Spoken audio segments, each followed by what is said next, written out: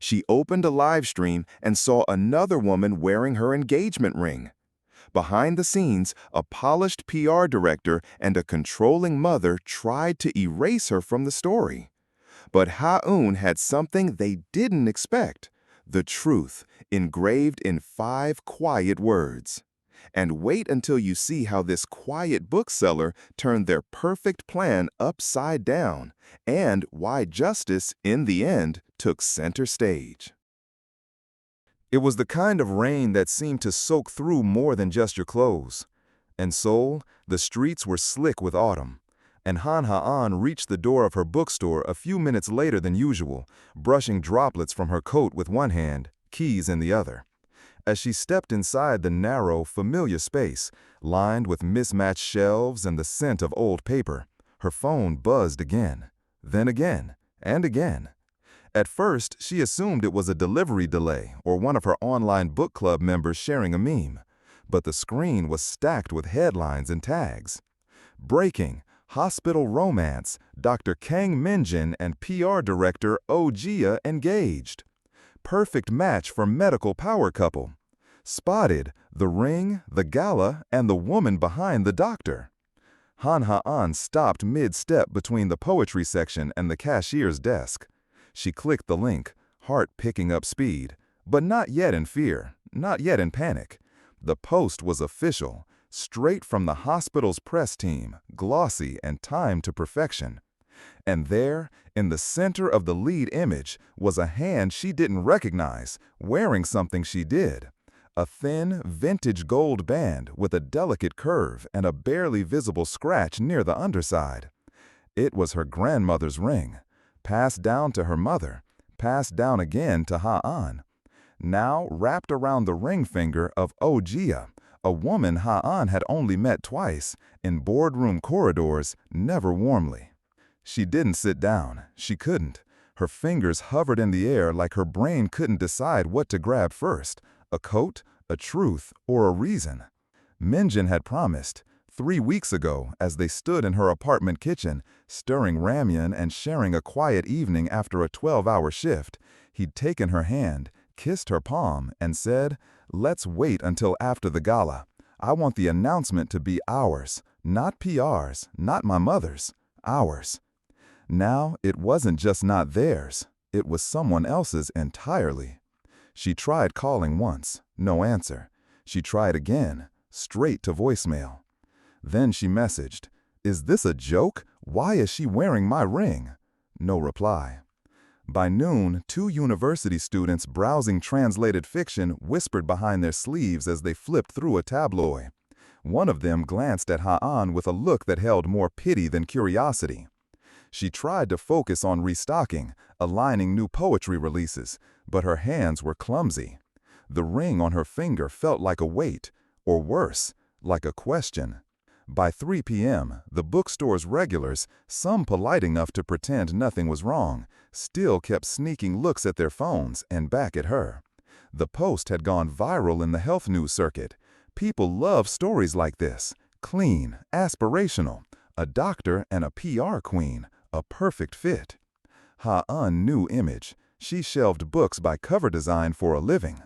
By evening, her legs carried her without thinking, past the familiar bus stop, up to the glass tower where the Kang family lived, a place she'd visited many times, with gift bags, with laughter, with bare-faced trust. But now the concierge didn't look up from his clipboard. "Miss Han," he asked, frowning, "I'm sorry, I've been informed you're not currently authorized to access the residence." She blinked. "Can you check again?" He did, then repeated with less eye contact, "You're no longer on the guest list."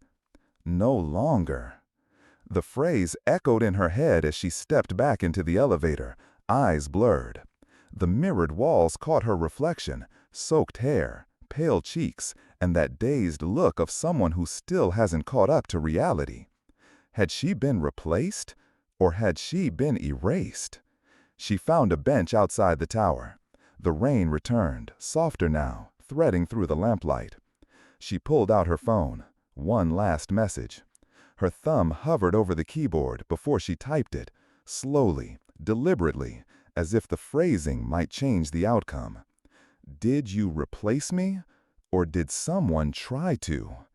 It showed as delivered. It never showed as read. At precisely 10 a.m., the hospital's live stream began. Oh stood behind the podium in the main conference room of Hyun Medical Foundation, a soft white light illuminating the halo of her carefully curled hair. Her voice was smooth, polished, not rehearsed, because practice had long ago become instinct. To the public, she was offering clarity. To the donors, she was offering security. To herself, she was offering a defense so elegant it might pass for truth. Dr. King Minjin and I share a vision of long-term growth, both for this institution and the values we represent: responsibility, stability, unity. Her hands rested lightly on the podium, fingers placed deliberately. There was no tremor, no hesitation. She spoke as someone used to being believed. Behind her, chairwoman Yoon Suk-jin stood like the marble bust that lined the hallway outside the room. Still, dignified, slightly cold. She didn't speak, but her approval was evident in the set of her chin and the slight nod that came after Jia's final line. The message was unmistakable. This is the version of the story we are endorsing. Jia had been preparing for this kind of moment her entire life. Born into a family that moved every year, chased out by landlords or debt collectors, she had learned early that survival wasn't just about money. It was about proximity, to power, to influence, to safety. And the safest place she'd ever seen was beside people like Chairwoman Yoon, people whose names opened doors before their resumes did. Jia didn't hate Han Ha-eun. In fact, she barely thought of her at all, at least not as competition. Ha-eun, in Jia's mind, represented something tragically fragile, the kind of woman who believed that love could stand on its own without scaffolding. Romantic maybe, but unstable. Minjin, on the other hand, was logical, predictable, solid. He made sense in a spreadsheet. Their conversations were smooth, even if impersonal. A partnership between them, one forged in press releases and donor dinners, wasn't about fireworks. It was about structure. Jia told herself that was more valuable than affection. So, when the opportunity came, when Chairwoman Yoon subtly but unmistakably began to frame Jia as a natural extension of the hospital's public image, Jia didn't resist. She stepped forward. Not forcefully, just confidently. And if, in the process, a ring appeared on her finger, well, optics had their own timing. At that same moment, back in her quiet bookstore, Ha-eun watched it all unfold from the counter. The live stream played on her phone, propped against a stack of romance novels that suddenly felt like a cruel joke. She didn't blink, didn't sigh, didn't cry. But something inside her cooled. The kind of cold that settles in once the shock wears off. The kind that doesn't burn, but cuts. Jia's words didn't bother her as much as the way she said them. Measured, polished, performed. Like this was a strategy meeting, not someone else's stolen future. Ha-eun's eyes flicked to a particular moment in the video. Just a few seconds, but enough. In one clip from the gala rehearsal, Jia entered the hall smiling at photographers, the ring plainly visible on her right hand. In the next clip, hours later, it had quietly shifted to her left. A mistake, a small one, but to Ha-eun, it screamed. Because she remembered too clearly the afternoon Minjin had slipped that ring on her own left hand. No audience, no flash, just them, soaked in rain on the roof of her shop, laughing between thunderclaps. And the 5 words he'd whispered as he did it. 5 tiny words engraved inside the band. Invisible to anyone who wasn't looking for them. Under June rain, always. That ring wasn't just metal. It was memory. It was promise. And now it was being used as a prop. She could feel it now, hatred. But not the kind that screams or slams doors, No. This kind was quieter, more meticulous, the kind that watches, waits, and documents. She called one person. Do-hin answered on the second ring. "What do you need?" he asked. No hello, no hesitation. He'd known her since she was 12. He recognized this tone. "Access," she said, "to the hospital site, to whatever folder the press release was published from. Something's not clean, and I want proof." By nightfall, they were sitting cross-legged on the floor of his cluttered electronics shop, surrounded by disassembled phones and ramen cups. Do-hin was typing fast, his screen running a program that tracked server logs and digital footprints. He didn't ask questions. He just worked. After 20 minutes, he leaned back and pointed. "There," he said. "Draft folder. Internal access. Pushed live from a local hospital terminal. Used a proxy, but not a good one. It's someone inside." "PR department?" He nodded. High level, confident, but sloppy. Ha-eun stared at the screen. So the statement hadn't been approved by the hospital board. It had been published from within the department, quietly, like slipping something into a display window and hoping no one checked the receipt. Jia didn't just benefit from the lie. She made it real. And now Ha-eun thought, sitting there on the floor in her old sneakers and bookstore sweater, she had something Jia had overlooked: the truth. Jia had the spotlight. Chairwoman Yoon had the money, but Ha-eun had the details, and she was going to use them. For some people, anger comes in waves. For Han Ha-eun, it arrived like still water, cold, clear, contained. She didn't scream. She didn't throw anything. Instead, she pulled out her notebook, the same one she used to catalog rare books in her shop, and began a new list. At the top of the page, in her clean handwriting, she wrote, "Timeline of the lie." Then she began mapping events the way she would trace the ownership of a first edition novel, fact by fact, name by name, transaction by transaction. Who placed the first seed? Who watered it? Who packaged it and called it truth? It wasn't just about the ring anymore, or the post, or even Jia. It was about a system of quiet manipulations wrapped in manners and prestige, one that assumed someone like her, quiet, ordinary, forgettable, would simply step aside. She wouldn't. The first breadcrumb came from a florist near Apgujeong. The shop assistant, a nervous college student, had no reason to lie when Ha-eun showed her a screenshot of the bouquet Chairwoman Yoon had received the morning the press release went live.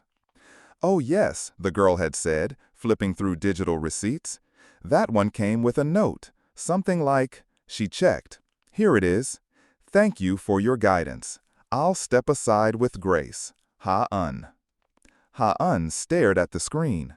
She had never sent that bouquet, never written that note. But the order was processed under her full name. The payment? A corporate hospital PR card. Do-hin helped her cross-reference the card's usage logs. It matched a business account tied to one of the PR department's junior staffers. It had been used only twice that week, once for the bouquet, once for a car rental registered under Jia's name. 2 lies. One source. The next stop was the jeweler. It took persuasion, but not much. Ha-eun knew the owner. She'd gone there twice with Minjun for resizing. The woman behind the counter lowered her voice when she finally admitted. "Yes, Chairwoman Yoon brought the ring back here. Said it needed a deep polish before a formal debut. But she never came to collect it. Someone else did. A younger woman, very sharp. Said she was picking it up on behalf of the family." The appraisal file still listed Ha-eun as the ring's legal owner. Proof. Tangible. Date stamped. Each piece added a new chapter to the timeline. Not a story of misunderstanding, a quiet, deliberate overwrite. But motives were beginning to make sense now. Oh, Jia hadn't just stumbled into the spotlight. She had climbed toward it, rung by rung. To her, survival meant strategy. Love meant stability. A ring was not a symbol. It was a lever. Chairwoman Yoon Suk-jin wasn't chasing vanity. She was preserving legacy. In her world, everything had to match the narrative she'd spent decades building for her hospital. A daughter-in-law who reads poetry and sells antique books in a neighborhood alley didn't fit into that blueprint. Replacing Ha-eun wasn't personal. It was optical. And Minjun? His absence wasn't betrayal. It was exhaustion. She knew his rotations. 48 hours in emergency triage was brutal. 2 straight days of split-second decisions and barely enough time to sleep, let alone notice a press release. Still, his silence had hurt. His silence had left a gap wide enough for someone else to speak in his place. It was nearly midnight when he finally called. The ringtone jolted her from a stack of documents on the counter. When she picked up, his voice was rough, drained, not from emotion, but from reality. "Ha-eun," he rasped, "I never proposed to Gia. I swear to you. Emma said there was a PR misstep, and she'd handle it quietly. I've been in trauma nonstop. I barely saw the post today." Her breath caught. There was truth in his voice. Not perfect, not clean, but honest. "I can't leave the floor until Sunday," he continued, each word heavier than the last. "But if you still believe in us, can you trust me until then?" Trust. It wasn't a romantic word anymore. It was a practical one, a decision. Ha-eun swallowed her first instinct, to demand, to cry, to collapse. Instead, she stood straighter. "No," she said. "I won't just trust. I'll bring the truth. To the gala. To them. But this time, you don't stand behind me. You stand next to me." And with that, she hung up. The next 2 days became a quiet storm of action. She and Do-yeon turned her tiny back room into a case file board. Screenshots pinned beside receipts, video clips sorted by timestamp. The florist receipt, the ring's original appraisal certificate, complete with the engraving note. Internal access logs showing exactly which hospital terminal had published the press release. And the jewel of it all. A short video clip captured by Do-yeon months earlier on his phone during a quiet evening in the bookstore. In the footage, the aisles are dim, lit only by string lights overhead. Minjun holds out the ring. Ha-eun, laughing softly, reaches for it. And as he slides it onto her finger, he whispers, "Under June rain, always." Not loud, not for show, just real. That was the truth. Gia couldn't fake. And truth, unlike fiction, doesn't bend under pressure. The spine of a book may wear over time, but it never lies. Sunday night arrived in silk and perfume. The ballroom at Hyeonsong Medical Tower shimmered under crystal chandeliers, each table adorned with fresh lilies and embossed place cards. The air was thick with polite conversation and unspoken evaluations.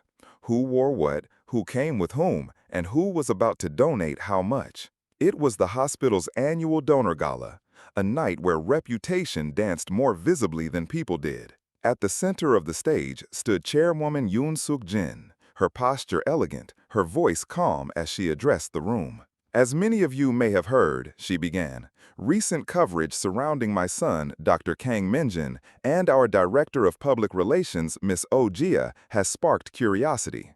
Before we begin this evening's program, I'd like to offer a brief clarification." A polite ripple of attention passed through the room.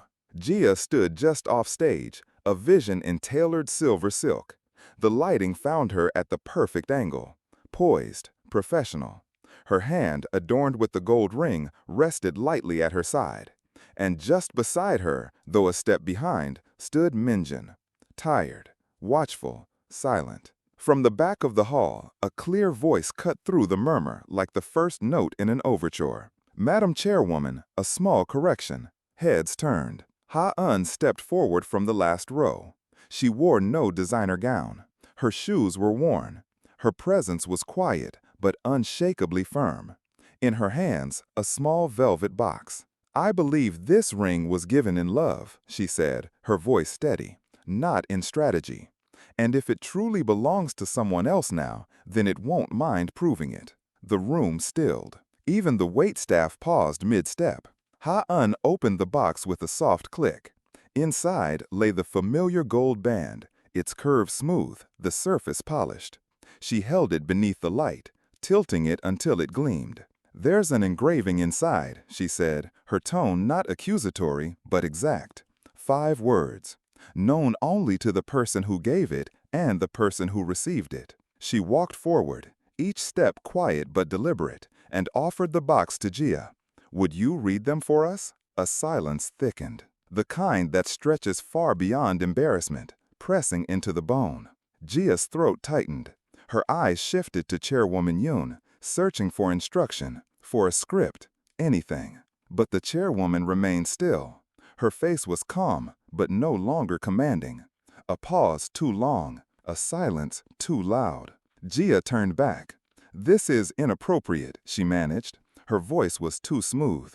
Too late. Minjin's voice broke the air. "Read it." Not loud, just resolute. Gia didn't move. From the side aisle, another movement. Do-hin, holding a laptop, walked to the tech console. He plugged in a cable. The large side screen flickered once, then glowed. First, a list of internal access logs, hospital servers, timestamps, a terminal used within the PR department. Then the florist receipt, the message supposedly from Ha-eun. Then the corporate PR card, its number highlighted. Then, finally, a paused video still. The bookstore, warm light, 2 people under the soft hum of fairy lights. Minjin, in casual clothes, sliding the ring onto Ha-eun's finger as she stood barefoot among stacks of books. Her hand still carried smudges of ink from cataloging. Do-hin hit play. Minjin's voice filled the hall. "Under June rain, always." The crowd shifted. One donor murmured, "That's the same ring." Another whispered, "They were engaged first." Minjin stepped forward, past Gia, past his mother, and took the ring from the box himself. He held it up, then read the inscription again, softly but clearly. "Under June rain, always." He looked at Ha-eun, his expression stripped of fatigue, stripped of position. Just him. "I put those words there." The weight of the room changed. Applause didn't come. Not yet. But something heavier did. Acknowledgement. Realization. The slow unwinding of a lie that had worn a tailored dress and walked among them. Gia's posture cracked, not into villainy, but into something more human. She looked at the ring, then at the floor. "I pushed the draft live," she said. Her voice wasn't defiant anymore. "I shouldn't have. Chairwoman Yun said it would help guide the narrative. I convinced myself it was harmless." She hesitated, then added, almost too softly, "I thought, if I stood beside him, everything else would follow. Stability, recognition, safety. I told myself love was just a role, one you learn to wear." There was no drama in her tone now, just truth. The kind that comes when the mask no longer fits. Chairwoman Yun finally spoke, but the command in her voice was gone. "I believed I was protecting the hospital," she said. She didn't look at Gia or Ha-eun. She stared at her reflection in a water glass. I didn't think it would go this far." It wasn't apology, not yet, but it was the closest thing to admission someone like her could give. And sometimes truth doesn't arrive with fireworks. Sometimes it enters quietly, carried in a ring, in 5 engraved words, in a voice that finally chooses to speak. Satisfaction didn't come with applause. No ovation rose. No dramatic music swelled. But something far deeper settled into the room, a stillness, a shift. It came in the form of silence that wasn't empty, but earned. Min Jun didn't hesitate. He turned toward Ha-eun, still holding the ring. His fingers trembled, not from doubt, but from everything that had led to this moment. Slowly, gently, he reached for her hand. The room, full of donors, administrators, legacy builders, and quiet gossipers, watched as he slid the ring back onto her finger, not as a performance, not as a statement, but as a correction, as a return. "I'm done with curated images," he said, his voice steady. His gaze found his mother's. "If donors choose us because of a polished lie, then maybe we don't need their kind of support." It wasn't rebellion, it was clarity. Chairwoman Yoon Suk-jin, who had once commanded boardrooms with a glance, stood still, face composed, but her hands clasped tighter than before.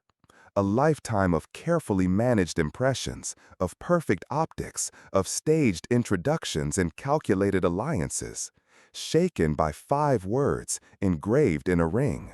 Words she hadn't chosen, and a woman she hadn't approved.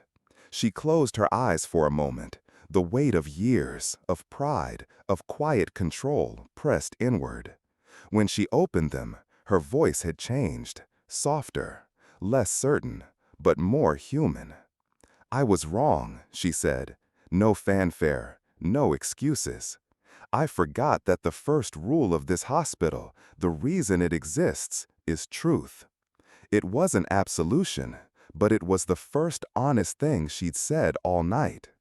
Across the room, Gia stood silently beside the screen where her own shortcuts had been exposed. Her dress still shimmered under the lights, but her face no longer held the sharp poise of someone managing perception. She stepped forward, slowly, carefully, and, without being asked, handed the microphone back to the host. "I'll resign," she said. Her voice wasn't bitter, but bare. "I compromised the institution for the sake of an idea I wanted too badly to be real." Then she looked at Ha-eun, not with competition, not even with guilt, but with recognition. "I told myself love was branding, something you learn to wear like a blazer or a smile. But I see now, it's not worn, it's held." She paused, then added quietly, "I'll pay back what I can." And in that moment, she wasn't a villain anymore. She was just a woman who tried to rewrite a truth that didn't belong to her, and realized too late that it had already been written, carved, and worn. Her back straightened as she stepped down, not in disgrace, but in understanding. Sometimes the cost of replacing someone isn't just what you take from them, it's what it takes from you. Outside, the rain had returned, but this time it wasn't harsh. It was gentle, thread-thin drops tapping against umbrellas and gala coats as the crowd began to disperse. In the side street beside the ballroom entrance, Do-hyun flipped up his hood, hands in his pockets, watching Ha-eun and Min-jun from a few steps away. "You know," he said with a grin, "for a quiet bookseller, you stage a mean climax." Ha-eun laughed, the sound light, half exhausted, half euphoric. The kind of laugh that only comes when your heart finally exhales. She looked up at the man beside her, the ring now glinting again beneath street lamplight. Min-jun didn't say anything right away. He didn't have to. Instead, he lifted her hand, pressed his lips against her knuckles, just like he had under the bookstore's leaky roof that rainy June evening. This time, not hidden. This time, witnessed. And in that moment, Ha-eun realized the world hadn't transformed, the lies hadn't vanished, but the story had clicked into place. Not because someone granted her permission to belong, but because she had refused to move just to make someone else's narrative cleaner. Love, she realized, didn't need defending. It didn't need to be louder than gossip or shinier than tower. It only needed to be real. It stood, quiet as an inscription, stubborn as a spine, and constant as June rain. It had not left her. It had not wavered. It had simply waited, unmoved. She hadn't been erased. She had been tested. And love, knowing its place, had chosen to stay.